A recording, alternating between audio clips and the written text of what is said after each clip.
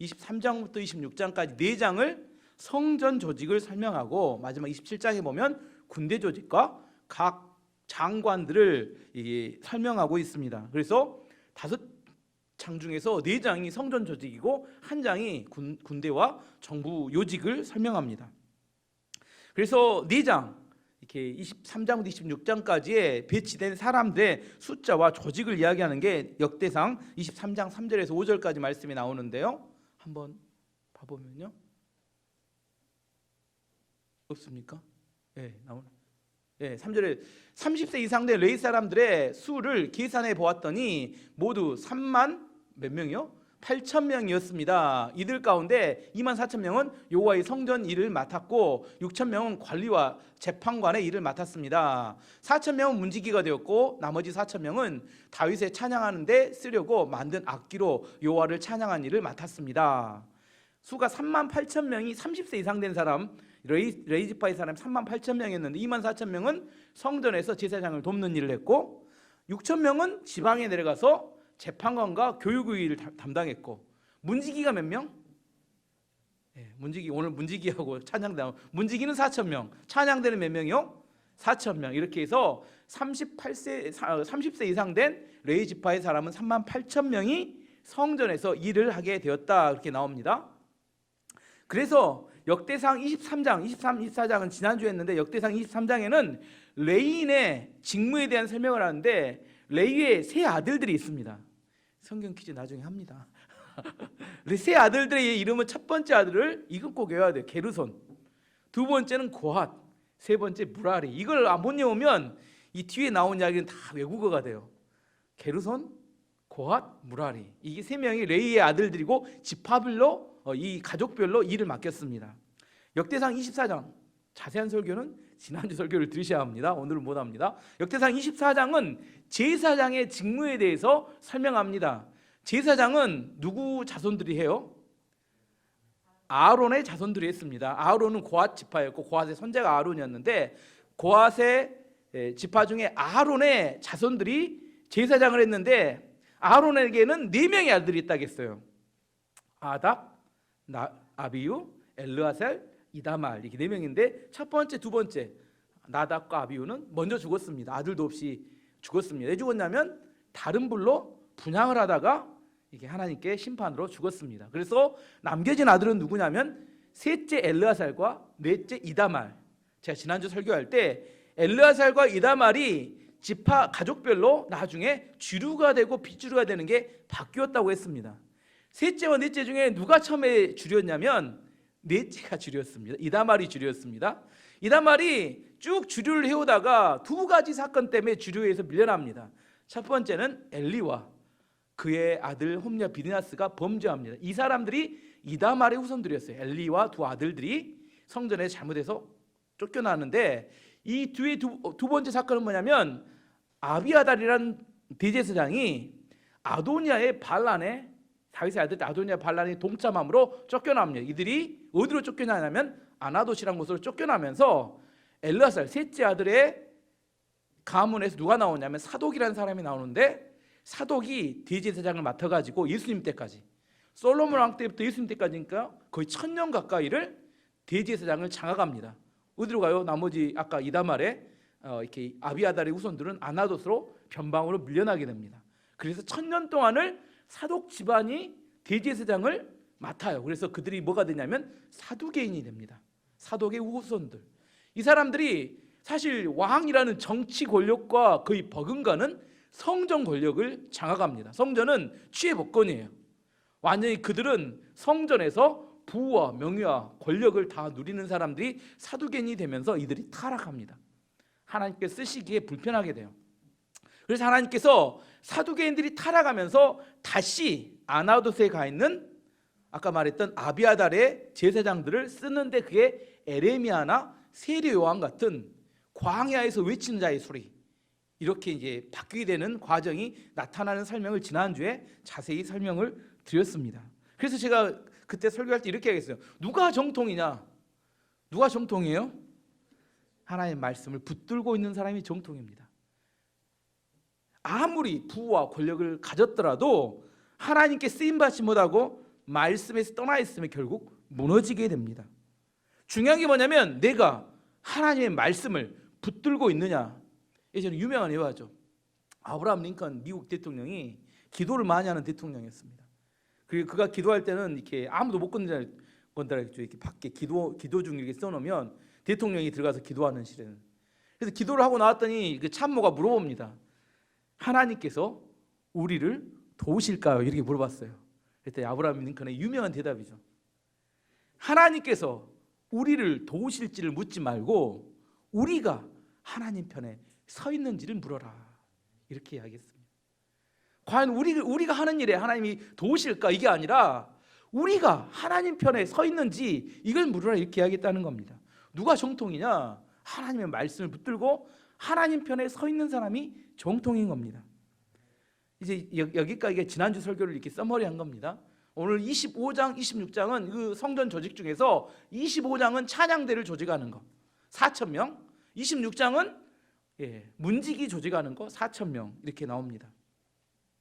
근데 지금 다윗이 막 문지기도 조직하고 이렇게 막 찬양대도 조직하잖아요. 근데 다윗이 이걸 조직할 때 성전이 있었을까요, 없었을까요? 혼자 막 조직하는 겁니다. 지금 잘 생각해 보면 이게 좀 어이없는 이야기예요. 우리 같이 교회가 있으면 교회에서 찬양대도 이렇게 세우고 그다음에 이렇게 또 이렇게 뭐 문지기도 세우는데 지킬 만한 건물이 없어요. 근데 문지기를 세우고 찬양대를 세우고 다윗의 지금 마음을 읽을 수 있어야 돼요. 다윗의 열망이 얼마나 뜨거운지 그가 성전에 대한 꿈을 꾸는 겁니다. 성전이 딱 만들어지면 문지기가 이렇게 지켜야 되고 그다음에 찬양대는 이렇게 해야 되고 하니까 지금 하드웨어는 만들어지지 않았어요. 근데 이미 소프트웨어 어떻게 운영하고 몇 명이 운영하고 어떻게 구체적으로 할지를 막 계획을 해놓은 겁니다. 마지막에 솔로몬이 가서 성전을 짓지만 사실 모든 99%는 누가 만든 거예요? 다윗의 아이디어와 다윗의 생각에서 하나님께 받은 영감으로 그 성전을 이미 다 계획해 놓은 결과가 마지막에 만들어졌을 뿐이라는 겁니다. 자, 오늘 25장에 찬양대를 어떻게 조정했는지를 한번 보면 1절에 한번 말씀 보면 재밌는 것이 많습니다. 다윗과 군대 사령관이 아삭과 헤만과 여두둔의 자손을 뽑아 하나님의 말씀을 전하면서 수금과 비파와 제금을 연주하게 했습니다. 이렇게 이야기합니다. 몇 가지 찬양대 조직의 특징이 나오는데 우리도 뭐 잘 이렇게 하면 좋을 것 같아요. 이걸 따라서 찬양대는 누가 뽑도록 했을까? 다윗 왕이. 이 재밌는 이야기입니다. 1절에 보면 다윗 왕은 마지막 사인을 했겠죠. 누구라고? 근데 누가 뽑았어요? 맨 위에 나오죠. 군대 사령관. 이게 특이한 겁니다. 찬양대를 군대 사령관이 뽑았어요. 왜 그랬을까요? 다윗 생각은 찬양대는 군대와 똑같다 이렇게 생각한 겁니다. 다윗에게 있어서 이스라엘의 군사력은 군대가 아니라 하나님이라고 생각했습니다. 그 하나님을 찬양하는 찬양대는 그게 바로 군대와 똑같다 이런 생각을 했다는 겁니다. 이게 실제적인 역대기 기록 중에 나옵니다. 역대하 20장에 보면 여호사밧 왕이 모압과 암몬과 전쟁하는 전쟁이 벌어졌어요. 모압과 암몬과 세일이 힘을 합쳐서 남유다를 공격했습니다. 그때 왕은 여호사밧인데 여호사밧 왕이 하나님께 가서 기도를 합니다. 그랬더니 야하시엘이라는 사람을 통해서 하나님이 응답하신 이야기가 나오는데 역대하 20장 15절 말씀 보면 야하시엘이 이르되 온 유다와 예루살렘 주민과 여호사밧 왕이여 들을지어다 여호와께서 이같이 너희에게 말씀하시기를 너희는 이 큰 무리로 말미암아 두려워하거나 놀라지 말라. 이 전쟁은 너희에게 속한 것이 아니오 하나님께 속한 것이니라. 하나님 응답은 뭐냐면 이 전쟁은 하나님께 속했다. 하나님 속했다는 말은 무슨 말이냐면 내가 싸운다는 겁니다. 너희가 싸우는 전쟁이 아니라 내가 싸운다는 거예요. 그래서 그 말씀을 여호사밧 왕이 믿고 하나님께 전쟁을 준비하는 이야기가 나오는데 역대하 20장 21절 22절에 이렇게 이야기합니다. 백성과 더불어 왕이 이렇게 합니다. 의논하고 노래하는 자들을 택하여 거룩한 예복을 입히고 군대 앞에 행진하며 군대가 있는데 천병보다 맨 앞쪽에 찬양대를 세웁니다. 여호와를 찬양하여 이르기를 여호와께 감사하세 그의 인자하심이 영원하도다 하게 하였더니 그 노래와 찬송이 시작될 때 여호와께서 복병을 두어 유다를 치러 온 암몬 자손과 모압과 세일산 주민을 치게 하심으로 그들이 패하였으니 누가 싸우셨어요? 하나님이 싸우시고 이스라엘 백성은 뭔 말이에요? 찬양하고 끝났습니다. 찬양을 시작했더니 하나님께서 복병을 통하여 암몬과 모압과 세일을 다 치셨다. 이게 사실 누가 이게 원조냐면 다윗이 원조입니다. 다윗이 생각하기는, 다윗의 믿음이 지금 여호사밧의 결과로 나타난 건데, 다윗이 생각할 때는 찬양대는 영적 전쟁의 최전방에 싸우는 하나님의 군대다, 이렇게 생각하고 있었다는 거, 이렇게 믿고 있었다는 겁니다. 그래서 군대 지휘관들에게 찬양대를 뽑아라, 이렇게 이야기했습니다. 다윗은 찬양하고 전쟁은 누가 해요? 하나님이 하신다. 이게 다윗의 믿음이었습니다. 찬양대는 그다음에 다윗의 찬양대의 조직은 왕의 직할 조직으로 만들었습니다. 6절 말씀 보면, 6절의 맨 마지막 보면 아삽과 여두둔과 헤만, 이 사람이 세 핵심 리더인데 세 사람은 다윗 왕의 지도를 받았습니다. 누구의 지도를 받았다고요? 다른 부속 기관에 찬양대는 부속시킨 게 아니라 왕의 직할 부대로 직할로 찬양대를 만들었어요. 왜냐하면 다윗에게 있어서 이 사람들은, 찬양대는 영적 전쟁의 군사였기 때문에 다윗이 지금 예배, 지금 찬양, 그때와 시간을 정해주면 그때 찬양할 준비를 다 하고 하나님께 예배하는 그런 조직이었다는 겁니다. 다르죠. 다윗은 그만큼 찬양을 중요하게 여긴 겁니다. 다윗은 군사가 중요한 게 아니라 찬양대를 군사보다 더 우선시했습니다. 다윗은 언제 이 찬양에 대해 이렇게 그가 체험하고 은혜를 받았을까요? 그가 어렸을 때, 목동이었을 때, 양들을 데리고 가서 풀을 뜯기고, 풀을 먹으려면 한참 멀리잖아요. 그러면 그가 이렇게 들판에서 시를 짓습니다. 그래서 다윗 시편이 엄청 많이 나오죠. 시편을 보면. 그리고 거기서 이렇게 음악을 만들었어요. 그 다음에 음악으로 연주하면서 찬양을 했습니다. 이 찬양만 하면 좋은데, 찬양하면서 찬양 중에 하나님의 임재 체험을 하는 겁니다. 하나님을 만나고, 하나님을 체험하고, 하나님을 치유하고, 하나님을 회복하는 것들을 찬양을 통해서 그가 하나님을 임재를 체험하니까, 그가 왕이 된 다음에 뭐가 중요하다? 찬양이 중요하다, 이렇게 여기고, 찬양대를 그렇게 4,000명이나 조직할 수 있을 만큼 그는 찬양이 매우 그 나라에서 중요하다고 여겼던 겁니다. 그럼 찬양대를 어떻게 운영했는지 오늘 본문에 나오는데 다 읽진 않았지만, 찬양대 리더는 3명이었습니다. 3명. 가장 대장 리더는 헤만은 사무엘의 손자라겠죠. 그 다음에 우편에 아삽, 좌편에 여두둔, 에단이라고 이름하기도 하죠. 2절에 보면, 오늘 보면 2절 말씀 보면 아삽의 아들 삭굴과 요셉과 느다냐와 아사렐라입니다. 3절 보면, 3절 안 나오나요? 3절 보면 여두둔의 아들 그달리아와 스리와 여사엘과 하사바와 마따디아는 여두둔의 지도를 받았습니다. 4절 헤만 아들은 붓기야와 마따냐와 우시엘과 스부엘과 여리목과 하나니와 엘리아다와 깃달디와 로암디 에셀과 요스부가사와 말로디와 호딜과 마시옷입니다.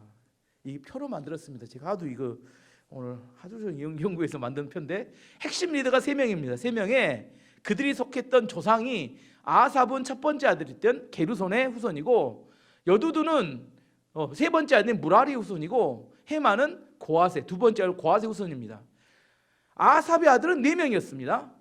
그리고 여두둔의 아들은 5명이었어요. 그 다음에 헤만의 아들은 13명이었습니다.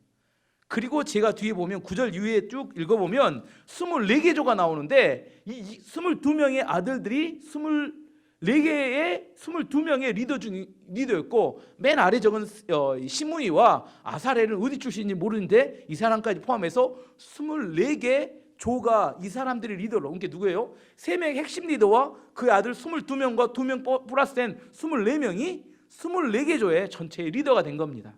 자, 이제 좀 더 정리해 볼게요. 지금까지 배웠던 지식을, 찬양대로 사용됐던 레위는 전체가 몇 명이었습니까? 4,000명. 4,000명 읽으면 안 돼요? 4,000명. 그것을 24개로 나누면 한 조당 몇 명이야? 제가 쉬어봤더니 166.6명인데 점은 없으니까 167명. 한 조당 167명 정도가 일했습니다. 그 중에 3명 핵심 리더가 있었고, 3명 핵심 리더의 아들이었던 24명 중에 한 명이 12명의 솔로이스트. 이게 우리가 찬양 리더가 쓰면 옆에가 누가 서냐면 6명, 12명의 솔로로 부르는 이렇게 찬양대가 이렇게 리더가 씁니다. 한 명과 12명, 아니면 합쳐서 12명일 수 있어요. 그리고 뒤로는 아까 악기팀이 있고 그 뒤로는 콰이어까지 포함해서 167명이 됩니다. 이해가 가시죠? 이게 한 팀입니다. 한 조가 12명의 팀, 그중에 저 세 핵심 리더의 아들들이 리더가 되고 12명이 서고 악기팀이 서고 뒤에 콰이어가 섭니다. 이 전체는 누가 하냐면 3명 핵심 리더가 운영하는데 핵심 리더의 아들들이 24개 팀 중에 22개 팀을 운영하고 있었고 167명이 운영되는 악기팀이 운영되는 이런 찬양팀이 몇 개 있었다고요? 24개. 24개인데 그러면 24개면 1년에 며칠씩 그 찬양할까요? 15일. 자, 잘 생각해 보세요. 24개 팀이 어떻게 돌아가냐면 1년에 딱 일하는 것은 딱 사역하는 것은 15일이라 합니다. 15일하고 나머지 11달 15일은 뭐 하고 있을까요? 다른 팀들이 하는 것을 보고 준비합니다. 24개 팀이 돌아가는데 순서는 어떻게 정하냐면 어떻게 나오던가요? 순서가 제2부 8절에 보면 8절 말씀에 보면 각 사람이 제비를 뽑아 성전에서 일할 순서를 정했습니다. 젊은이나 늙은이나 선생이나 배우는 사람이나 모두 똑같이 제비를 뽑았습니다. 순서를 정합니다. 24개 팀을. 근데 이건 뭐예요? 이렇게 뭐 사람들이 마음에 이렇게 친하다고 하는 게 아니라 순서를 제비 뽑아서 24개 팀을 정하고 24개 팀이 돌아가는데 각 팀이 15일씩만 하게 되고 나머지 팀들은 다 어떻게 해요? 다 준비합니다. 1년 내에 준비합니다. 그 15일 위해서 1년 내에 준비해요. 근데 여기서 핵심이 뭐냐면 이 각 팀이 어떻게 운영되느냐면 가족 단위로 운영된다는 거예요. 아까 9절 말씀 보면 한 가지 예만 들어줘. 첫째로 이제 그 두 팀이야. 아삽 가문의 요셉이 아삽의 아들이라고 나왔습니다.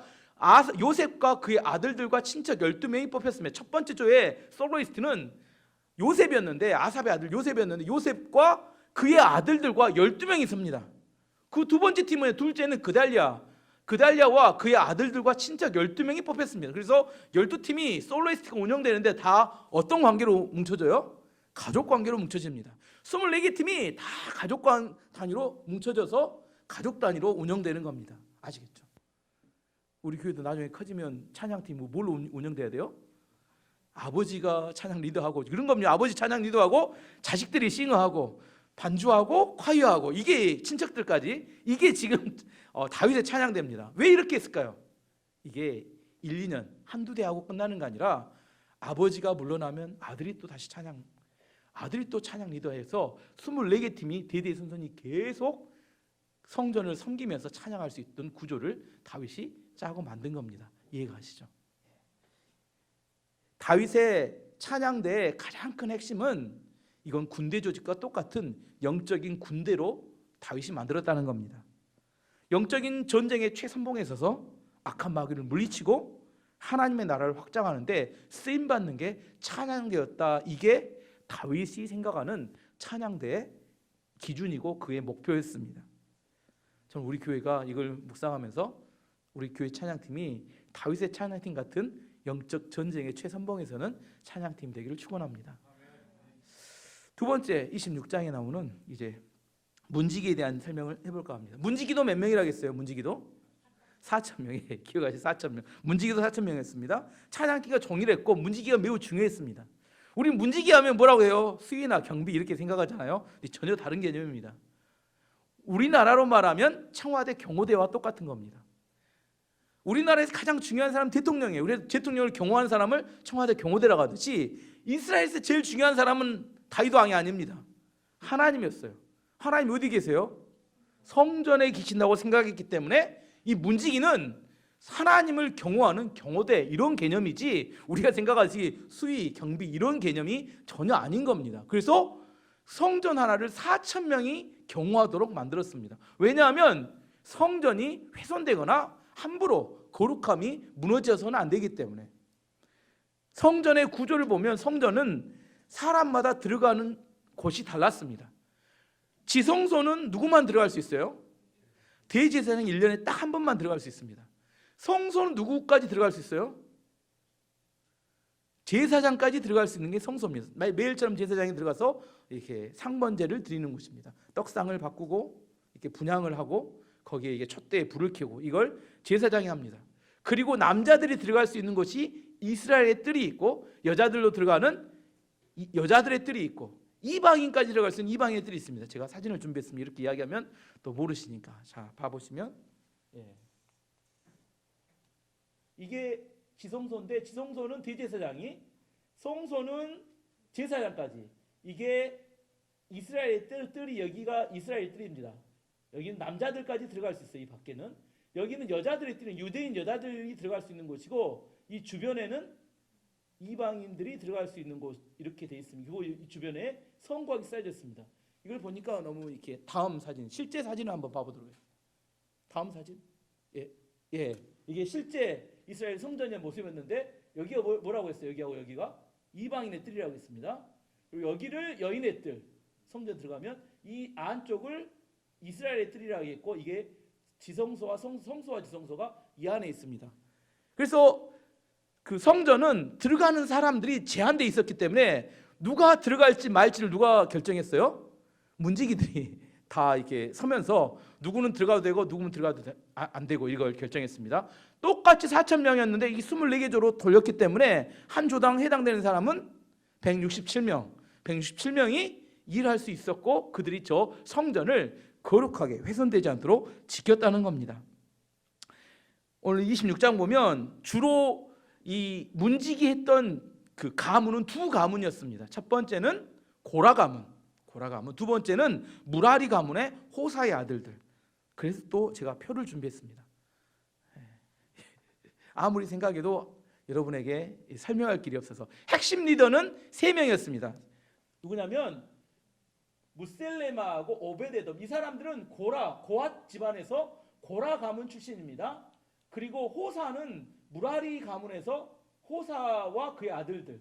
그래서 무셀레마의 아들들은 이렇게 이름해서 이 성경 보면 1절에 보면 7명이 나옵니다.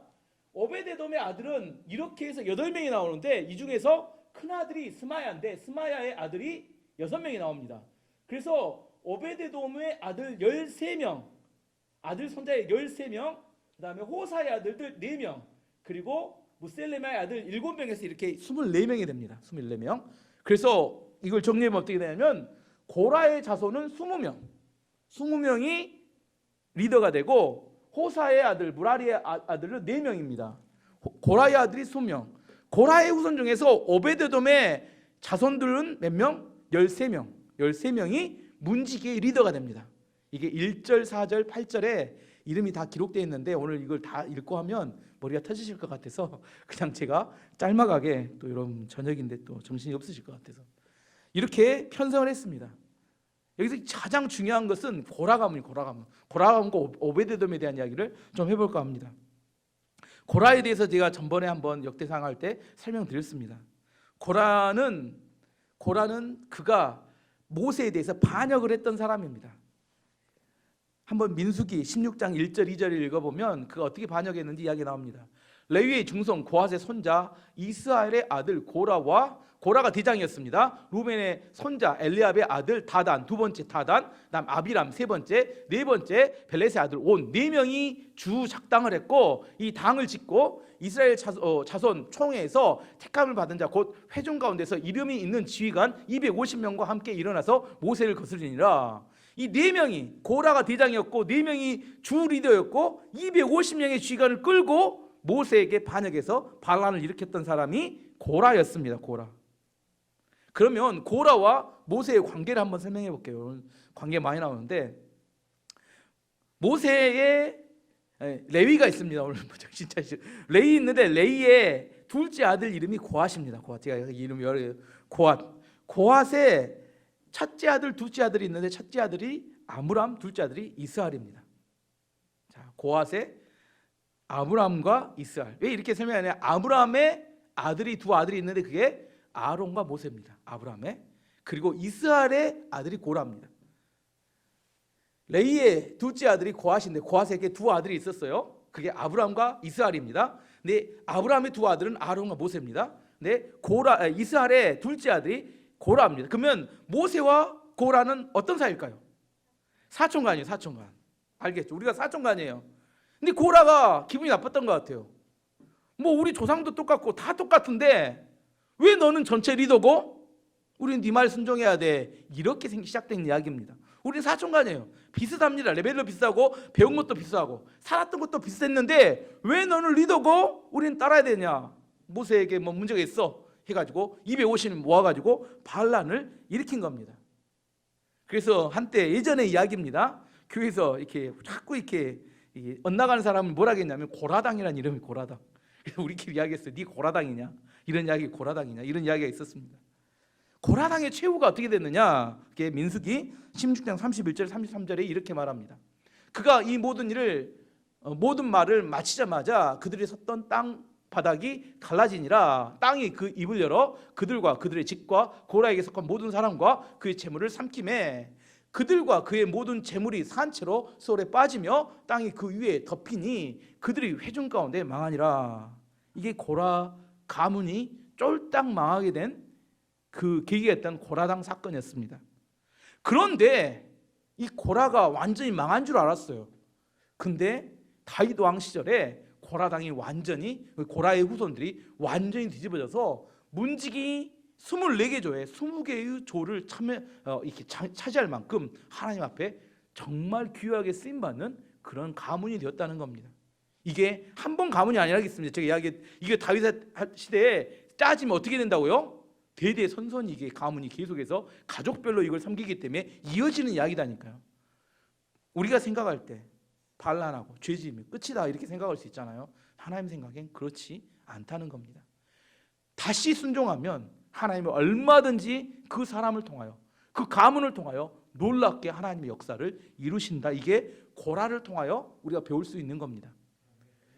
고라의 아까 쓰임받았던 고라의 문지기 중에 무셀레마가 있었고 무셀레마는 7명, 다음에 오베데돔 우리 수연이가 좋아하는 사람인데 오베데돔, 이 오베데돔에 대한 이야기를 해볼게요. 오베데돔이 누구냐? 오베데돔은 그 다윗이 언약궤를 옮기려다가 우사 이렇게 수레에 옮길 때 우사가 이렇게 수레가 이렇게 뛰면서 우사가 잡다가 우사가 그 자리에 죽죠. 다윗이 두려워서 그 언약궤를 누구 집에 갖다 놔요? 오베데돔의 집에 갖다 놓습니다. 근데 문제는 뭐냐면 그 언약궤가 들어온 날부터 오베데돔이 엄청나게 복을 받는 거예요. 하늘이 열린 것처럼 쏟아지는 복을 받습니다. 역대상 13장 14절 이렇게 말합니다. 하나님의 교회가 오베데돔의 집에서 그의 가족과 함께 석 달이 있으니라. 여호와께서 오베데돔의 집과 그의 모든 소유에 복을 내리셨더라. 이 복이 어떤 건지를 오늘 본문이 자세히 설명합니다. 여기서 이제 한 가지, 오베데돔이 누구냐? 사실 이렇게 저도 이번 한 주 동안 사실 오베데돔 찾아보느라고 시간을 많이 보냈습니다. 오베데돔이 누구냐? 왜냐하면 오베데돔이 블레셋 사람이라 이런 설도 있어요. 첫 번째 그 사람의 출신을 어디라고 하냐면 가드 사람이라고 합니다. 블레셋 가드 사람. 두 번째 오베데돔의 이름의 뜻이 아주 기가 막힙니다. 아주 망측한 이름이에요. 뜻이 뭐냐면 에돔의 종이다 이런 의미예요. 에돔은 아시죠? 이삭의 후예를 에돔이라고 하잖아요. 에돔도 기분 나쁩니다. 근데 에돔보다 뭐라고요? 에돔의 종. 에돔보다 더 못한 사람을 에돔의 종. 근데 아버지가 뭔 생각을 가지고 그 이름을 그렇게 지었는지 모르겠어요. 우리로 말하면 일본의 종 이렇게 뭐라고 해야 돼요? 일본어로 일본의 종이다 이렇게. 아니면 필리핀의 종이다. 필리핀하고는 별로 중국의 종이다. 이런 식으로 이름을 아주 해괴망측하게 지어놨습니다. 그렇기 때문에 신학자들이 뭐라고 하냐면 이 사람 블레셋 사람 아니냐? 가드 출신이고 그리고 또 뭐예요? 이름이 아주 그 불경건한 이름이다. 그래서 하나님의 사람이 아닌가 아니냐, 그 이스라엘 유대인이 아닌가 아니냐 이렇게 생각을 했습니다. 역대상 13장 13절 보면 그가 이야기 나옵니다. 다윗의 궤를 옮겨 자기가 있는 다윗의 성으로 메어드리지 못하고 그 대신 가드 사람 오베데돔의 집으로 메어가니라. 이 가드를 먼저 설명해 볼게요. 자, 지도 한번 봐보겠습니다. 지도 한번. 그림 안 나온가요? 예, 아둘람 가드를 설명해 보겠습니다. 이게 아둘람이 여기 있습니다. 다윗이 도망갈 때 어디로 도망가냐면 아둘람으로 도망가죠. 아둘람 굴로. 아둘람 굴로 도망간 이유는 뭐냐면 여기는 블레셋 땅입니다. 여기 블레셋 땅이고 여기가 이스라엘이에요. 근데 이스라엘과 블레셋의 경계 지역이기 때문에 경계 지역이기 때문에 저 땅에 들어가면 그 사울 왕이 함부로 공격을 못합니다. 사막의 한 가운데 땅이었어요. 근데 더 가면 어디 가면 가드가 나옵니다. 가드가 블레셋 땅이었습니다. 다음 지도 보면 잘 안 보이시죠? 여기 가드라고 써졌죠. 이 블레셋 땅이 이렇게 돼 있다면 블레셋 경계 지역이라고 봤던 여기가 아둘람입니다. 그래서 이걸 지도를 보여준 이유는 뭐냐면 이스라엘 백성들이 죄를 지어요. 그럼 어디로 가냐면 아둘람으로 도망갑니다. 왜 그러냐면 왕이 영향을 못 미치는 곳. 근데 더 심하게 죄를 지면 어디로 가냐면 아예 나라를 떠나서 가드로 도망갑니다. 블레셋 땅으로 도망가요. 그래서 이렇게 추측을 합니다. 오베데돔의 아버지가 뭔가 이스라엘에서 큰 죄를 치고 사고치고 어디로 갔어요? 가드까지 도망가서 살았는데 아들을 낳았어요. 아들 낳았는데 블레셋에서 하도 해계망측하게 살다 보니까 그 죄를 짓고 살다 보니까 아들 이름을 낳았는데 그냥 대충 오베데돔이다 이렇게 지었던 걸로 추측합니다. 근데 오베데돔이 이 사람이 레인이라는 사실을 알 수 있는 방법이 있어요. 지금 레인의 직무에 대한 설명을 하잖아요. 성전에 일할 사람. 오베데돔이 레인이 아니면 절대로 성전 문지기가 될 수 없는 겁니다. 이해가시죠? 지금 성전에서 일한 사람을 뽑을 때 레인만 뽑힐 수 있어요. 이스라엘은 다른 지파 사람도 절대 못 들어갑니다. 성전으로는 오직 레인만 성전 안에 섬길 수 있습니다. 근데 오베데돔이 블레셋 사람이었는데 성전에 섬겼다. 이건 군인은 가능합니다. 이스라엘에. 하지만 성전에 섬기는 사람은 레인이 아니면 절대 섬길 수 없기 때문에 오베데돔은 무조건 출신이 레인입니다. 그리고 가드에서 살았고 그는 이름이 오베데돔이란 에돔의 종이란 이름을 가졌어요. 그가 다윗이 니네 집에 언약궤 맡고 있어 이렇게 하겠을 때 오베데돔이 믿음이 있어서 맡았을까요? 얼떨결에 맡았을까요? 이렇게 설명했습니다. 얼떨결에 그냥 이해가 안 돼. 오늘 제목처럼 이해도 안 되는데 얼떨결에 맡으니까 뭐예요? 그냥 그 언약궤 집에 받아들였습니다. 근데 그게 그의 인생을 완전히 바꿔놓은 축복 중에 축복으로 바뀌게 된 겁니다. 얼마나 많은 복을 받았는지 그는 그의 아들들이 13명과 그의 손자까지 다 문지기 일을 맡게 되었고 말씀이 8절 오늘 26장 8절에 뭐라고 나오냐면 각 사람이 제비를 뽑아 성전에 일할 순서를 정했습니다. 아니 26장 8절 말씀이 26장 8절 안 하셨어요? 예, 또 25장 8절은 제가 읽어드릴게요. 이들은 모두 오벳에돔의 자손입니다. 그들과 그들의 아들과 친척들이 맡은 일을 할 수 있는 능력 있는 사람들입니다. 오벳에돔의 자손은 모두 62명입니다. 62명이 성경의 표현을 뭐라면 능력 있는 사람. 우리가 추구하는 건 뭐예요? 물질의 복만 받는 게 아니라 많은 자녀도 있었는데 이 자녀들이 다 서울대 출신의 능력 있는 사람, 그 시대를 이끌어갔던 능력 있는 사람이 되었다고 성경은 이야기합니다. 누가 이렇게 됐다고요? 오벳에돔이 이런 축복을 받았다는 겁니다. 그러면 그 언약궤는 뭘 상징할까? 언약궤는 그 언약이라는 말에 포함되어 있더니 하나님 말씀을 상징합니다. 오벳에돔이 이해도 안 되는 말씀을 그의 인생 가운데 그가 받아들였어요. 억지로 그를 끌어안았습니다. 다윗이 해야 하니까 충성스러운 마음으로 순종했어요. 그런데 그것이 그의 인생을 완전히 뒤집어 놓고 그의 가문이 대대손손이 축복받는 이유가 되었다는 겁니다. 나는 이해가 안 되면 절대 갈 수도 없어. 나는 내 판단에 합당해야지만 순종할 수 있어. 과연 우리의 이해와 우리의 판단으로 하나님의 뜻을 다 수용할 수 있을까요? 나는 내 이해가 되면 판단으로 받아들일 만하면 나는 순종하겠다. 그러면 하나님의 뜻을 받아들일 만한 게 몇 가지나 될까요? 우리 인생 가운데 그럴 수 있는 것이 못 됩니다. 우리는 이해되기 때문에 가는 게 아니라 오벳에돔처럼 그걸 내 안에 하나님의 말씀을 내 안에 품고 받아들이고 내 안에 그것을 순종했을 때 그의 인생 가운데 그 말씀과 함께 하나님이 복을 내리시는 거지 그냥 이유 없이 우리에게 복을 주시는 게 아니라는 사실을 알아야 합니다. 이해할 수 없어요. 대표적으로 지난주 십자가가 예수님의 입장에서 볼 때 이해가 됐을까요? 십자가는 저주입니다. 십자가의 길을 갑시다 이야기하지만 사실 우리 본성적으로는 십자가를 싫어해요.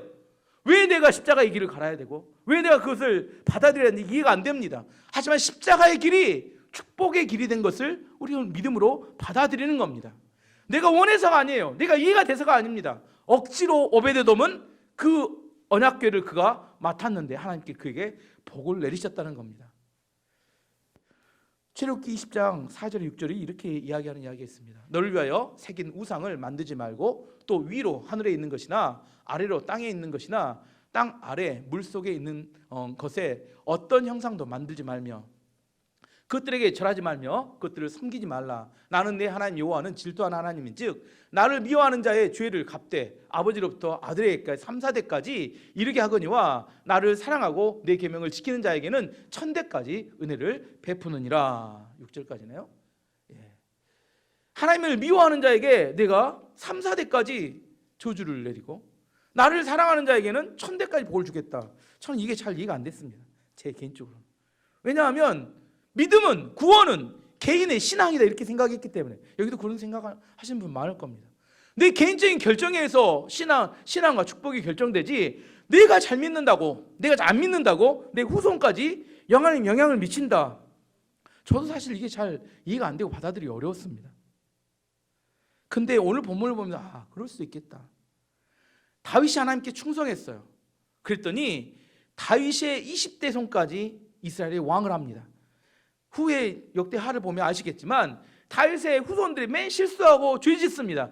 그럴 때마다 하나님 말하는 게 내가 너의 조상 다윗을 기억하여 이것을 용서하고 이것을 내가 봐주겠다는 대목이 계속 나옵니다. 다윗의 충성을 통하여 자기 후손들이 축복받는 이야기가 나옵니다. 오늘도 마찬가지입니다. 오베드돔도 가족별로 그 직분을 맡고 가족별로 하나님의 축복을 받는 이야기가 나오는 걸 통하여 알 수 있는 게 하나님의 축복이 아버지로부터 자녀들에게 전가될 수도 있겠구나고 생각이 되어집니다. 우리의 믿음이 우리 때 끝나는 건 아닙니다. 우리의 믿음이 우리 자손들과 우리 후대까지 영향을 미친다고 성경은 이야기하고 있습니다. 오늘 본문의 중요한 이야기는 그 사람과 그의 아들들이 하나님을 섬겼다는 이야기입니다. 아버지가 섬기는 걸 보면서 자녀들이 함께 복을 누리고 그 안에서 하나님께 영광 돌리며 그들의 인생의 방향이 결정되는 것을 오늘 성경을 통해서 볼 수 있습니다. 오늘 말씀의 결론을 맺도록 하겠습니다. 이해가 되지 않습니다. 하나님의 명령이. 그럼에도 불구하고 억지로라도 충성했더니 오베드돔이 복을 받았더라. 이게 첫 번째 메시지고, 두 번째, 범죄하고 넘어졌습니다. 더 이상 일어나지 못할 만큼 큰 심한 범죄로 넘어졌음에도 불구하고 다시 충성했더니 하나님이 은혜를 베푸셨더라. 그게 고라 집안의 축복이고, 찬양대는 영적 전쟁의 최전선에 싸우는 영적인 군사들입니다. 그래서 우리 안에 악한 마귀를 물리치고 승리하는 교회가 되기 위해서는 항상 찬양대가 깨어서 기도하고 하나님 앞에 서야 될 거라고 믿습니다.